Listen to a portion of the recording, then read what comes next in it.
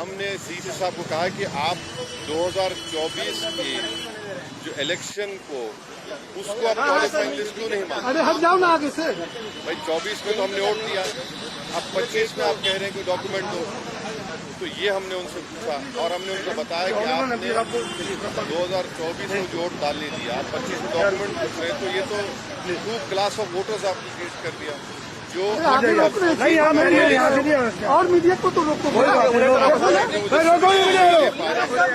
और एक बात हमने उनके सामने कही, ये जो भी एक्सरसाइज इसका कोई लॉ से नहीं निकल रहा, it is purely administrative law के तहत किया, तो इसका भी आगे मत जाओ, आगे मत जाओ। आखिर में हमने उनको बताया कि सुप्रीम कोर्ट का एक जजमेंट है, जिसमें हमारे पहले रिप्रेजेंटेशन में हमने जिक्र किया था, जो 2005 का सुप्रीम कोर्ट का जजमेंट है, जिसमें सुप्रीम कोर्ट ने साफ तौर पर कहा लालबा हुसैन में कि the misuse of powers by ERO to disenfranchise electors, possibility of time, effective judgement of ERO जो यहाँ पर हो सकता है, and consequence of having one name अरे हट जाओ ना आगे से।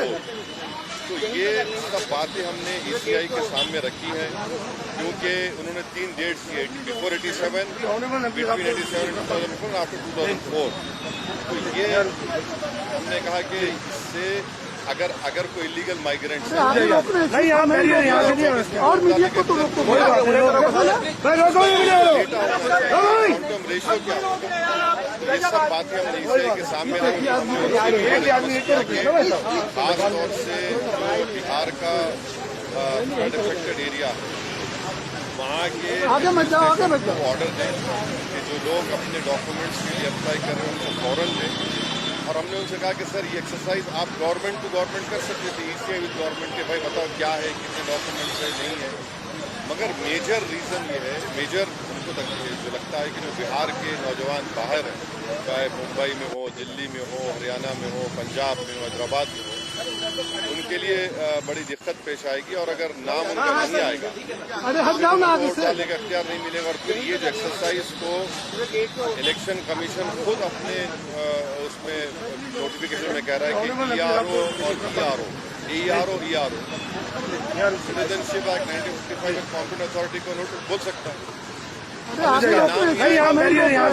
और मीडिया को तो रोको। सब बातें हमने उनके सामने रखी, बहुत देर तक हमारी मीटिंग हुई।